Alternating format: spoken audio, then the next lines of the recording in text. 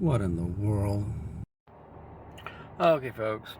It's around midnight 30 as I'm about to leave the the Grand here in D'Iberville, Mississippi. I told myself, of all the films that I want to catch,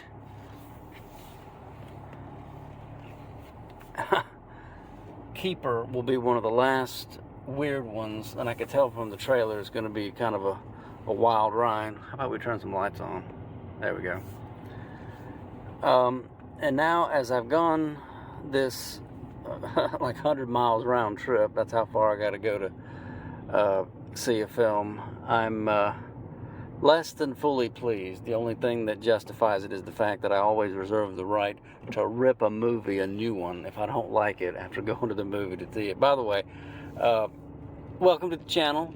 Proper review. I was about to hit record when I start recording before I got into the car, but I didn't lock the car properly, and as I opened the door, you hear the beep, beep, beep, beep, like somebody's breaking into it, and there happens to be a security guard right inside there, so I'm like, let me get in this, turn the car on, and leave, and I'll record once I start driving. So here we go. So yeah, welcome back to the channel, folks. This is one movie where everything I have to say about it is going to be said on the ride home. I guarantee it. And I got to preface this whole thing that way because I have seen some movies that I really like that more than restored my confidence in film and cinema. I loved The Last Dragon. I told you how I walked out of the movie theater. Well, actually, I don't have that uploaded yet, come to think of it. I'm not only going to do my reaction to that, I'm going to do a professional review and just really pour it on. It'll be separate videos where I praise that movie and how much it's a worthy offering to cinema and to your movie collection, to your life, your mind, how it's just a great little film. I just saw Guillermo del Toro, I'll get it out eventually, the new Frankenstein movie. That was an excellent movie, in my opinion. I'm not only going to do my reaction video the way I do, talking and talking and talking. I'm going to do a professional review video one day about that. It's just got to happen. So you can see there are films that I do enjoy so much that I can't stop making videos about it. I really pour it on. I make multiple videos. This is not one of those movies. I knew Keeper was going to be a horror movie, and I knew from the trailer it was going to be kind of weird. But as I was waiting there for the movie to start, I couldn't help it. I'm like, you know what? I got a minute here. Let me Google it. How is this being received? Since this past couple of days or so was the opening weekend for this film. And sure enough, it's got a very poor opening weekend, not just because it was competing with other films, but having watched it, I'm like, you know what? I see why it's not having a very big opening, like less than $3 million or something like that. It's made, and this from the man who, Osgood Perkins, who he made Longlegs. I haven't seen that yet. I'm still going to give that a try, but all I've seen from him is The Monkey, and I can tell right off the bat, having watched this movie, you know what? He just did a real good job with a horror comedy is what happened there, and that was a neat little movie. I liked Theo James in that very much, The Monkey, from for the middle of this year. But this movie, this one's a miss with me. And in fact, I was 30 minutes into the film, and by then I was almost wanting to say aloud. There was one lady watching this with me. She got up and left about 20 minutes before the ending, and I was just thinking, you know what? She's probably just had it. It's like this one's a waste of time. I don't actually know what she was feeling or thinking. I was just glad, like, hey, there's at least one other person in here with me, so that's cool. Because I'll give you this. I'll preface it this way. When I go and see these movies, because I've told you a dozen times already in my videos how I've been giving horror a chance, because I start with a fresh palette. I want people to do something I've never seen before. If it's a horror movie, scare me in a unique way. Tell me something enthralling, something thrilling, something suspenseful. Make me care. Make me really feel the story that you want to tell, right? Well, just being in the theater, this is how my nerves are. Just being in that, like, dimly lit theater, walking down the hallway, it's a late night showing, going in there, mostly alone, except for the one person who joined me for a while anyways. I was thinking, you know what? This whole setting to me, my nerves are such that I'm on edge just getting ready for this horror movie to get started. Who knows what I'm going to see? You know, who knows what this is going to be about? It's a thrill for me. But by the end of this movie, I was just thinking, this was one of those films where, like I said, I haven't watched so many horror movies to where I can categorize them a lot. I basically come up with two basic categories: a pure horror movie where it'll have a downbeat ending and maybe you don't enjoy it as much because of that, but that it kept to the theme of fear and dread and whatever story was being told on the screen, or something shy of that. That's a horror movie, but not pure in as much as it actually has an ending that is somewhat hopeful. I believe that's what the new franchise called The Black Phone. Those two movies they made, it kind of like that, just well done, but with an ending that it has a satisfying feeling to it, unlike the downbeat ending. This film, Keeper, has an ending, spoiler by the way, that just he tries to do both, obviously, and hopefully I'll be able to have that fully explained by the time I get finished talking here, because like I said, this is one where I'm just going to get it all out of the way on the ride home, and I got 50 miles to go, so I got plenty of time to do this. Seriously, 20-30 minutes into this movie, I was thinking to myself, Mr. Osgood Perkins, sir, were you high when you made this movie? Were you on acid or something? I think you were on something, boy, and it sure wasn't a job. It was that odd with the acting, but it's kind of irritating at the same time because I can't really even finish my statement. You know why? I was about to say the acting was off. Why was the character Malcolm, played by Yusuf, I forget his name, and I can't look at it or else my camera will go off. The only actor whose name I remember right off was, I can't even remember her name in the movie. It was Tatiana Maslany's character. And I watched this movie tonight because of how much I kind of liked her in The Monkey. She was the mother of the twins, and I thought she was good in that. It was kind of a minor role compared to this, where she's more the lead, obviously.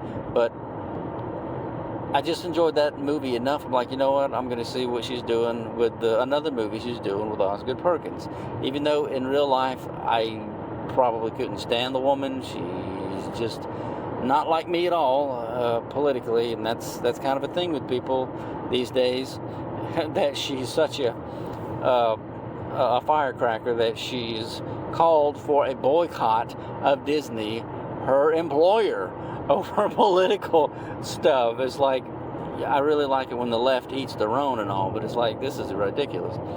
I watched it in part for her, and yet as I'm starting to do this recording here, I thought about this as the movie was ending. It wasn't over.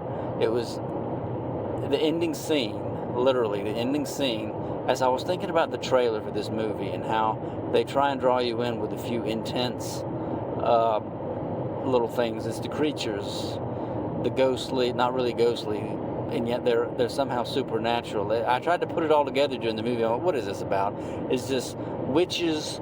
Is it supernatural? Is it demons? It's obviously something haunting, because there are things that are paranormal, that are supernatural happening, in as much as the heart that she breathes on the window, and then she draws a heart. Well, when she's in the bathtub, and you're like, oh great, it's a bathtub scene in a horror movie. What's going to happen? Is blood going to come out of the faucet? Is she going to have a nightmare about drowning with some menacing specter holding her down, and then she'll wake up from it? What's going to happen? All that really happens, and I give the film this, the interesting little, the transitions back to the running stream. How many times did they do that? Like a dozen times, because it was when her ancient ancestor from 200 years ago was down at the stream when the two little rich boys found her on their daddy's land, and they did like watching her bathe nude for a time. They didn't show that part, thank goodness. But eventually they said, you know what, she's on our land and that's not allowed. So they shoot her, and she eventually, well, first they drag her to the barn, bleeding, and she's pregnant. They come back later that night, she's given baby, but to what, Malcolm says? Some demonic creature. There's some things in this movie that just aren't fully explained, and that's irritating in and of itself. But it's like she's basically it's like she was a witch or something. I'm just going to assume that some kind of a demonic sort of entity. And you would think Malcolm would have known better than to bring someone who bears not just a striking resemblance, she could be her twin sister. That's how much Tatiana Maslany, can't even remember the actress's, the character's name. All I can remember right now is Malcolm, because I just looked it up before I started recording.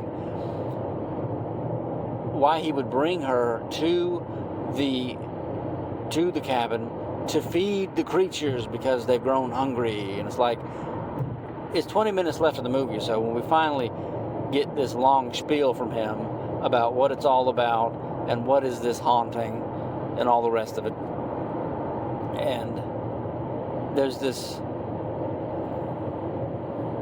something about this movie just has, it's irritating to me, and I don't like it as a film because of this. I'm trying to explain it. The show don't tell. They show you a lot, but they didn't tell you. And then when they do tell you, they just kind of pour it on you, but it doesn't fill in all the holes, and it doesn't make sense. You see my frustration. Let me get this thought out. I started to say this a moment ago. The last scene, I was thinking to myself about the trailer, and I couldn't help but feel like I'd been had a little bit of myself. It's like I kind of fell for this, that I would be willing to go see this movie, because really it was just her. It was me wanting to see if she's in another movie that's a horror, thriller, whatever, horror related, that's as good as The Monkey was. Because The Monkey wasn't, it was a horror comedy, but it wasn't a horror movie. It wasn't something really bad. And I realized that's what drew me in. It was the connection to The Monkey and Osgood Perkins is why I was willing to come see this movie. Like, okay, they're showing a couple of intense, scary scenes of these creatures, and a couple of spooky bits of them creeping around the corner in the house. That's what's in the trailer, and that's what kind of draws you in. But I realized, and I put it together with what I saw on Google right before I watched the movie tonight, as I was waiting for it to start, that this movie is not going anywhere. It's basically bombing. It's like it might not even make its small budget back, and it has a very low budget, obviously. And I realized that's why. There wasn't anything in the trailer that would really draw you in as far as a story. Okay, a couple started dating and they're going to go out to a cabin. There is absolutely nothing new or original or enticing, or there's nothing that's going to hook you, and the trailer has to hook you to make you want to go see the movie. And I realized I basically gave this movie a shot tonight just because I was curious about what they had done. It wasn't a movie that, it's like if I hadn't seen The Monkey, I probably wouldn't have gone to see this. In fact, I wouldn't have come to see this movie. But here it is. It's going to be 1:30 in the morning or later before I get back home. Thought it was going to be later than that, so I guess I am still kind of early. Because it said it was an hour and 40 minutes long. It's supposed to start at 10:30 tonight, and yet I don't know if it was an hour and 40 or not. The movie is kind of funny in that it feels like it's dragging, and then it picks up, and you keep hearing this thumping all throughout the movie, like something's scratching around, something's up there. How many scenes did Tatiana look up toward the ceiling, She-Hulk, look up toward the ceilings like somebody's up there, and yet I'm all alone in the house. Interesting. I wonder what could be up in this spooky cabin house. Let me start from the beginning and commence just analyzing every single bit of this I can. They actually do set up something of a story with the phone call. That's all you really need. She's talking to her sister. Okay, we've been seeing each other for a while. She's dating this guy Malcolm. He's a doctor. He's inviting her out to the his family's cabin that they've had forever. Okay, interesting stuff. Hopefully you have a nice time. I don't think it was given away in the very beginning conversation that he's a married man, or that her sister suspects him of being married, and that she almost calls her a homewrecker in the second phone call. And it's really, that's like the sounding board of the movie. These couple of conversations that she has with her sister is what informs you, the viewer, of some of the stuff that's going on in the movie, and in, I'll just say Tatiana, because I can't even remember her character's name in this movie, Tatiana's head, and what it's all about. They go out of the cabin, nothing out of the ordinary, except as far as anything spooky, like is this the scene of some sinister something. But I'm watching a horror movie, and of course I can't but help but observe how poorly lit certain of the corners are in this movie. And in typical horror movie fashion, there are what was it, like a dozen scenes where you can tell, if you've watched many movies, like, okay, they're focusing on, like, she's filling up the left part of the screen, something menacing and terrifying is going to be happening behind her back on the right side of the screen to us, the viewer. And sure enough, 4 or 5 times or whatever, that happened, where there's some entity, some specter, horrible ghoulish thing that's blurred out, but all of a sudden its neck starts to grow and grow until it's like a snake hovering over her head, and you're thinking surely she's going to look up and scream and all this stuff. There are a couple of decent jump scares in this, but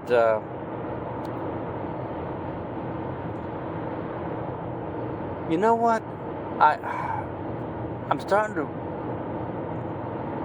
wonder what in the world happened to Malcolm's brother in this, because he's not shown in the ending of the movie. And again, I'm just all over the place. Who gives a care with this movie? I doubt anybody's going to see it. The more I think about this movie, nobody's going to see it. So I'm just gonna talk about it to get it all out of my basement and be done with it. What in the world happened with his brother? I didn't feel bad about going to use the restroom, because I'm like, you know what, I think I gotta pee. So I missed probably 2.5 minutes. The bathroom was very close. It was the room right next door to the theater, within the theater where I went to see the movie tonight. But I was thinking, when I went to use the restroom, his brother had shown surprise that Tatiana, and yes, I'm just going to call her Tatiana, was there alone while he had gone into the city. His story was to see to a patient who was in a bad way, because she was supposed to be awakened from a medically induced coma.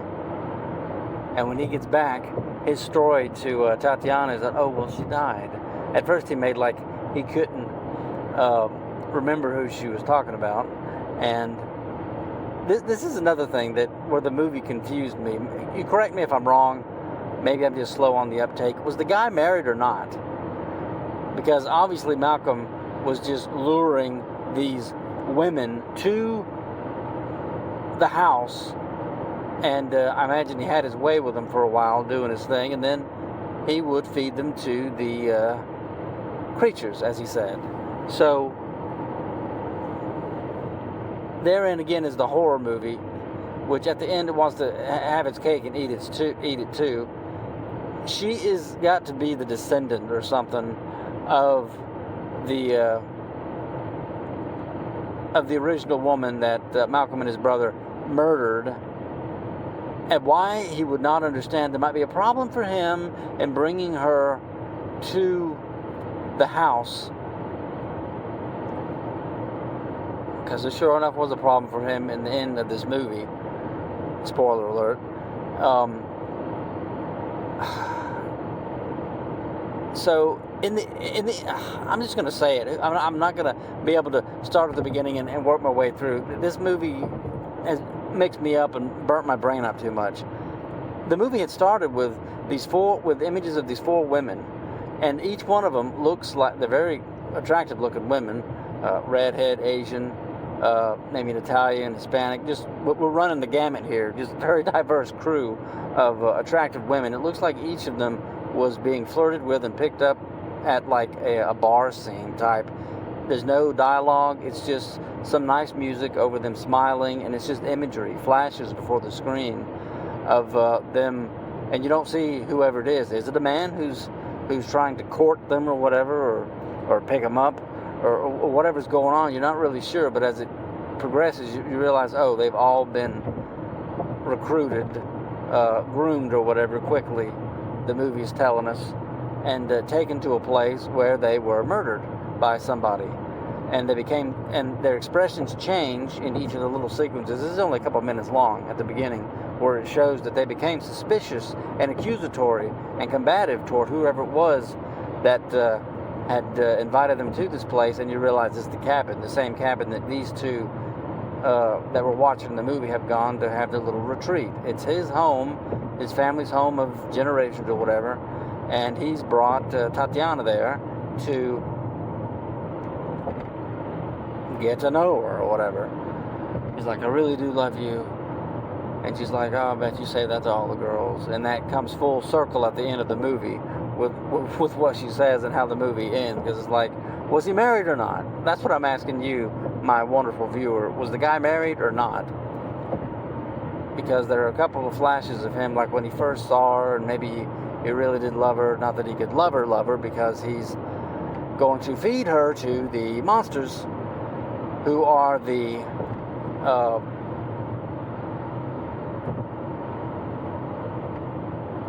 offspring of the woman, the witch, that Tatiana looks exactly like, that the whole story is basically based on it. So that after all these creepy happenings, after all this stuff, in the end, when he's trying to feed her to these creatures that look all different kind of ways, they're dressed like in the fashions of 2 centuries ago, and that's what you see. And I should have put 2 and 2 together, but again, you see that in the trailer, that thing with it's got eyes but not really, and its head is leaning forward. It looks like it's screaming or crying, but its face is stuck that way, like a porcelain doll looking, freaky looking thing with drool or saliva or mucus drooling out of its mouth. You see that scene in the trailer for Keeper,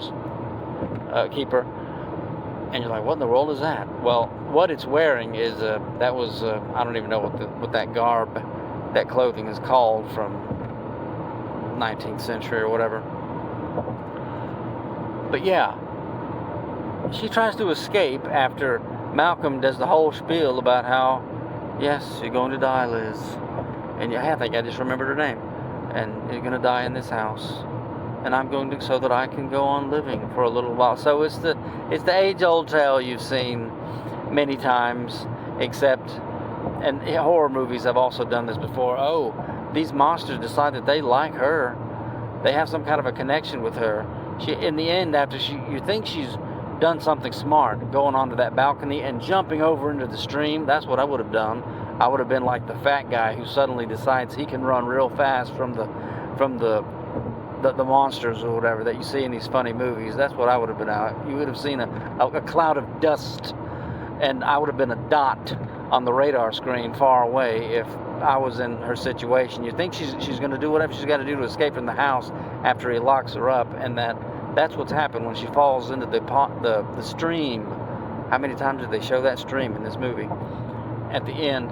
But no, the next scene, after you see him drinking some vodka and making a little placard in memoriam to her and all the other women that he used to feed the creatures and allow him to have this. That's another thing that wasn't fully explained. It's like, okay, why do he and his brother just live and live and live? That wasn't really. I don't think there was just. Even a single line of dialogue will do, but I don't think a single line of dialogue explained that part of it. Just that woman gave birth before he shot her in the head, viciously, the witch that he killed or whatever. It's like if they were infants or babies, could you not have extinguished the life force of the little creatures that the witch gave birth to at that time way back when, or what? Or do you like having this power? Do you like living forever? I guess he does. And his brother, I was asking what in the world became of him, because that's when I used the restroom. When he was in there, he was sneaking up the... he looks so stupid. Sneaking up the... What was that about? I don't even know. I'm going to have to look up the movie. I'm going to have to go home and get on... that might be the one little addendum I ended this movie before I'm done with this stinking review. It's like, what became of him? He was sneaking... He had a meat cleaver in his hand, sneaking up the steps of the house, the stairs. It's like, what became of him? Because of all the hallucinations, and you're thinking, are you doing this on behalf of me, the viewer, movie? There was one part when she's in the bathroom, she's in a bad way, she's trying to text her or call her sister, like, listen, are you still offering to come pick me up? Please just tell me you're finding an Uber and that you're going to come here, as the phone dies on her and it's another bad moment. Now, that was later in the movie when that happened. Anyway, it's like one of the things that you see is like a corpse, like a fresh corpse of a man being drugged up over some stairs or a balcony or something. And I was thinking, okay, what in the world was that? Because it wasn't the young model or whatever that his brother, Malcolm's brother, had brought out there for creature food. Not I was going to say fish food. Creature food. They just bring women out there for the creatures to eat. To eat. So yeah, this isn't a really good ending in the movie at the end, is it? Because these creatures had apparently feasted on many a woman until they realized, oh, this one is us. And so that's how at least Liz has her not a complete downbeat horror movie ending, where all of a sudden Malcolm, he had gone to sleep, and then when he wakes up, he's quite old. It's like his age is catching up with him real fast. He wakes up coughing. He's got gray hair and all this stuff. And that was a good scene, wasn't it? Yeah, that was good. One of the creatures is coming up the doorstep of his room, again, dark, through the threshold of the door, and all of a sudden it gets a long, creepy neck, and then you see the outside of the house slowly backing away. Do you hear it? It must be him hollering and screaming like, oh, no, no. And you can't even fight off the supernatural whatevers, because he's old and weak now. They're letting the curse, they're letting the spell lift from off of him. And that's how the movie ends. Him upside down with his 200-something-year-old self. Old man voice, decrepit, he can't do anything to get out of it. And all of a sudden, there's Liz. He's looking at her. You see her upside down from his perspective for the rest of the movie. And he says, I really did love you. I really did love you. She's like, oh, I know. Just patronizing him, because that's how the movie had ended. When she wakes up in that cellar, they surround her in wicked fashion. And it was kind of a neat... I give the movie this. It was kind of a neat visual to see the one thing creature had its bag over its head at the earlier part of the movie for a jump scare, but now it's revealing itself to her, and it is, we are your children. And you realize it's all the women that he had, you know what, maybe it isn't, okay, you know what, I take it back. It's not that they were murdered, like their life force, they just murdered people. That's what that creature was, with the many faces, one straight on, one at every angle, and they're all laughing and crying and lamenting with her at the same time, as they basically infused themselves with her life force or whatever. And it's a freaky thing. It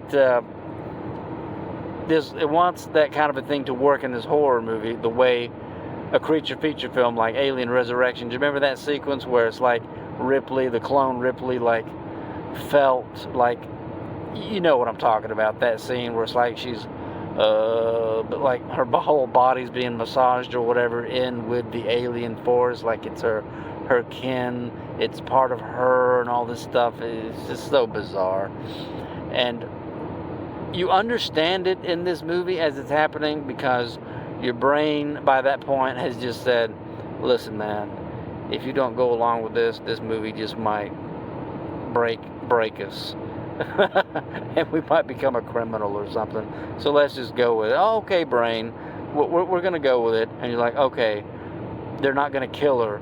They're going to do something. You realize as the movie's going on, they're doing something to her that is different from what happened to the previous women. Because it's like she actually is the descendant or whatever. And again, full circle, very similar to another horror movie I recently saw, Mr. Stuckman, with his character who didn't have children, the woman didn't have children, and how that was a theme at the end of the movie. Well, this movie starts off, Liz talking to her sister, yeah, I don't really want kids, I can't see, I never envisioned myself as a mother. And in this movie, it's like, at the end, the creatures are saying, we are your children. And it's like, oh my goodness, this is just so bizarre. So that's how the movie ends. She drowns him, and it looks like the same honey jar preservative or whatever that because that skull that they pulled out, that disembodied head that they pulled out of that mason jar or whatever in the world it was, I realized, you know what, that's got a bullet in the head from where Malcolm, the young Malcolm, 200 years ago, had shot the witch. That is her great-great-great-great-grandmother, I guess, or something like that. And so the movie ends with her patronizing Malcolm's like, oh, I know you love me. I'm sure that's what you say to all the girls. The same way she did at the start of the movie when she didn't have blue glowing eyes, because it's like she's a witch now. She lowers him in there, kind of walks off screen, and then I'm sure the music is personally chosen by Osgood Perkins, cranks up. I recorded a little bit of it. You know what, I guess I'll add that to the end of this review, just for good measure. I forget what it was called, but there were some stylish end credits and some nice cinematography at different points. Other than that, this movie, it really didn't hit the spot with me the way that I thought it would, because the way they sold those visuals, like how scary this movie is going to be, it sucked me in a little bit, especially since I wanted to give another movie with her, directed by Perkins again, a try, just because I like The Monkey so much. But I would just as soon go back and watch The Monkey again than watch this. I won't be forgetting this movie, obviously, anytime soon, because, like I said, one of the reasons I love the movies is like going to the movie theater, because it's something that I'm doing. There is no pause button. There is no chance of anybody interrupting me or me deciding to do something else. No, I'm watching the movie in the dark on a big screen. So movies, I don't rewatch a lot of movies because of that, because it's in my brain now. And so I got to be very careful about what I put in my brain. And this movie put in my brain a kind of slow, genuinely aggravating, less than satisfactory movie in my brain. I can't tell you enough how odd the early dialogue was, and it's like, what are these people about? It dawned on me about 30 minutes in, after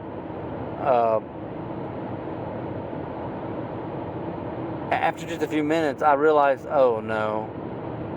And I couldn't help it. I told myself in my head, I said, I don't care about her. Oh no, I don't want that kind of movie. But I couldn't deny it. I was watching the movie and I just realized I don't give a care about her. Nothing has shown me so far that she's any kind of a worthwhile person. Is she a homewrecker? Is she just some profane woman shacking up with some doctor? What is this? Why does she gotta cuss? Why does she gotta be so nasty seemingly? It's like, I don't care about any of these people. And it bothered me. I had to get over it to try and get back into the movie, but I just said that to myself. That early dialogue and stuff I didn't really quite catch. The freakiness, the creepiness surrounding the cake, and how, didn't she see like a blood-stained fingerprint on the cake box? That would have been red flag number one there, ladies. Like, honeysuckle, or whatever you might call your significant other. I don't give a care. You said that's the house keeper's baking pastry cake that they like to bring over? Is that blood? Is that a blood-smeared box there in a bow or a string? She's looking at it in horror movie fashion. Her eyes are bulging. It's got a close-up on her. I had just looked away right before that because I looked over at that woman, and she distracted me in the theater because I was like, she's looking at cat videos while the movie is.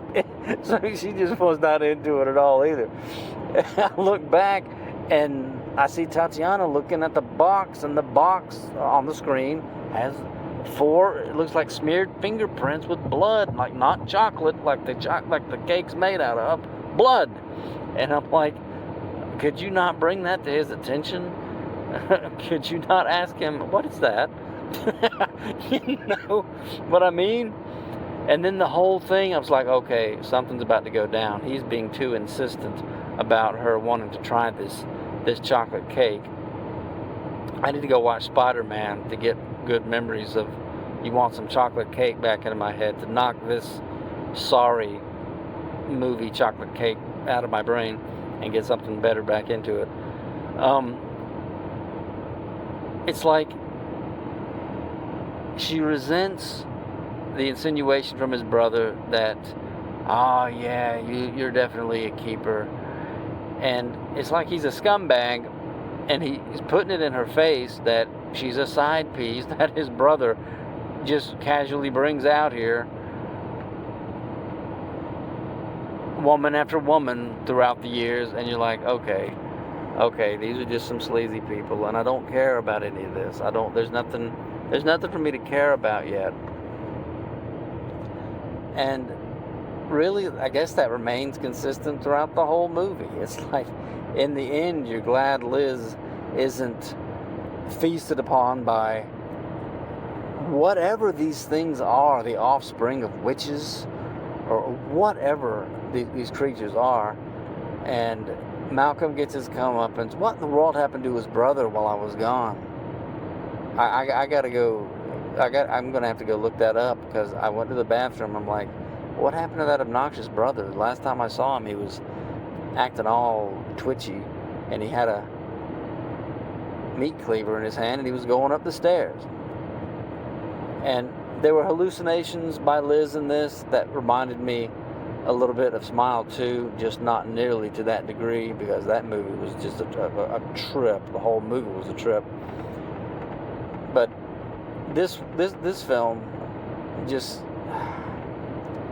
it's just annoying. It's just too many annoying things about it. It aggravated me as I was watching. I'm like, okay, we're finally getting somewhere here.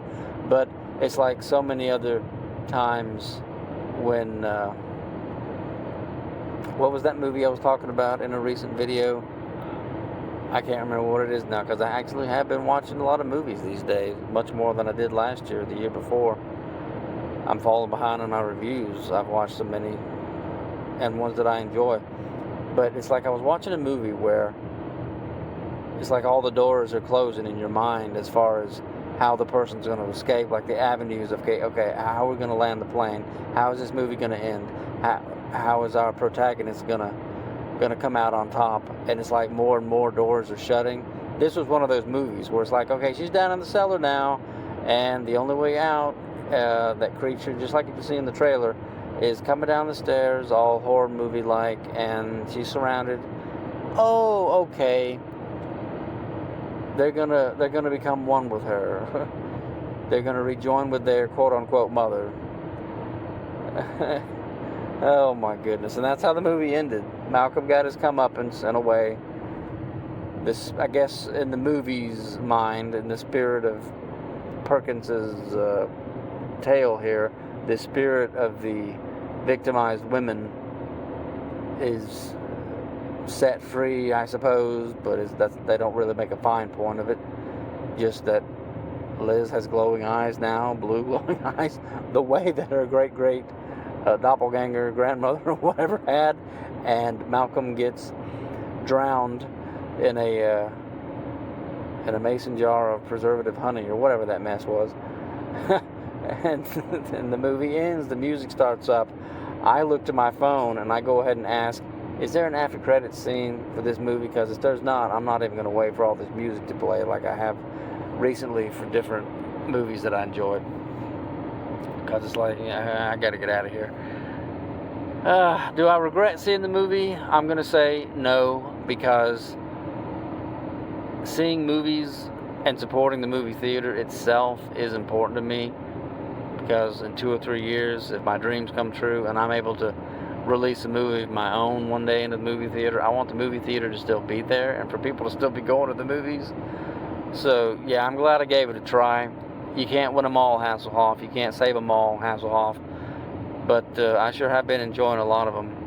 And but yeah, this is going to be the last of the weird ones, as I call them, or horror movie ones for quite a while. The next ones I'm going to watch are going to be stuff that I know I'm bound to enjoy, like Sisu, and even Now You See Me, and I'm probably going to watch Song Sung Blue at the end of the year, stuff like that. So yeah. Anyways, thanks for listening to me, folks. I think I've talked about this movie enough. I think I've got it all out of my basement. It was just, it had some good horror movie vibes. I give it to Osgood Perkins that he can set up, like, he can use imagery and the music and create tense scenes. But this is one where the overall story, not a total stinker, but it was just less than fully satisfying to me. It didn't have an ending quite as satisfying to me as The Monkey was. I mean, this movie has an ending, it's like, okay, it just kind of ends. You want a big climax, though. Not just, okay, this happens and this happens and this happens. Okay, you kind of like it that the guy gets his comeuppance, and then, okay, Liz is still in existence, or Tatiana is still there, and okay. I guess that's it. So, yeah. Anyway, hope you liked the film, folks, if you watched it. I will say that. And on that note, am I leaving anything out? No, I don't think I am. Let me just go and shut it down now and listen to some music the rest of my ride home. Should have said this at the start of the video. Hope you're doing well, whoever you are and wherever you are if you watch my videos. Thank you so much for listening to me talk about movies. And yeah, if you watched this flick, hope you enjoyed it.